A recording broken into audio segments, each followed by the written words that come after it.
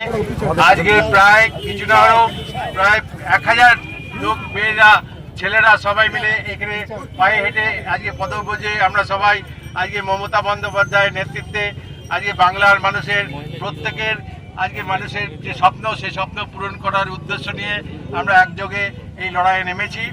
এরকম আমাদের পাশেই আজকে বিজেপির আজকে অমিত শাহ উপস্থিত হয়েছে এবং অমিত শাহ আজকে আমরা আজকে মাত্র দুটো বুথের আজকে এখানে প্রায় 1000 লোক নিয়ে জমি এখানে উপস্থিত হয়েছি। আর আমাদের বেপাড়া ধরে আর রবিপুকুর ধরে আর অমিত শাহ সারা বাংলার বিভিন্ন জায়গা থেকে লোক নিয়েছে, আজকে 50টা লোকও জোগাড় করতে পারেনি। তাই ওদের প্রয়োজন নেই আমাদের এখানে, আমাদের এই জায়গায় দাঁড়িয়ে আজকে আমাদের ভিন্নমাত্রতাকে আমরা প্রয়োজন নেই মনে করি।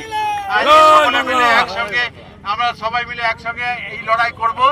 আর এবার দেখিয়ে দেবো আজকে সারা জায়গায়। গতবার বলেছিল আমরা 2000 আজকে প্রার্থীদের জিতাবো এবং আমরা 200 আসনে আমরা জিতবো।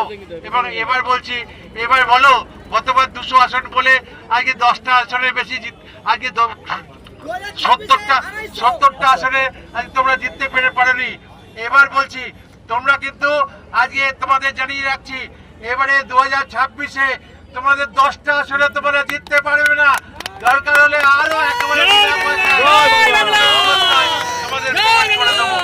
তাই তোমাদের বলছি, তোমাদের এই নতুন কমিটিতে আমরা সবার নাম ঘোষণা করছি। আর আসবো, প্রতিদিন আসবো এবং আমাদের বিরোধী দলকে আজকে সব অপনাশ করতে 1 ফুট জায়গা আমরা ছাড়বো না, 1 মুহূর্ত আমরা 1 ইঞ্চি জায়গাও ছাড়বো না। আর 1 মুহূর্ত আমরা তাদেরকে ছাড়বো না আমাদের এই জায়গায় ঢুকতে। সুতরাং এইটা পরিষ্কার করে জানিয়ে দিলাম, আপনাদের পাশে আমরা সারাদিন আছি, সব সময় আছি এবং আপনাদের উন্নয়ন এরপরে মমতা বন্দ্যোপাধ্যায় আরো অনেক বেশি আপনাদের পাশে দাঁড়িয়ে করে দেখিয়ে দেবে। কারণ আমাদের দরকার নেই ওই বিজেপিকে, কারণ সর্বনাশ করে দিল আমাদের দেশটাকে।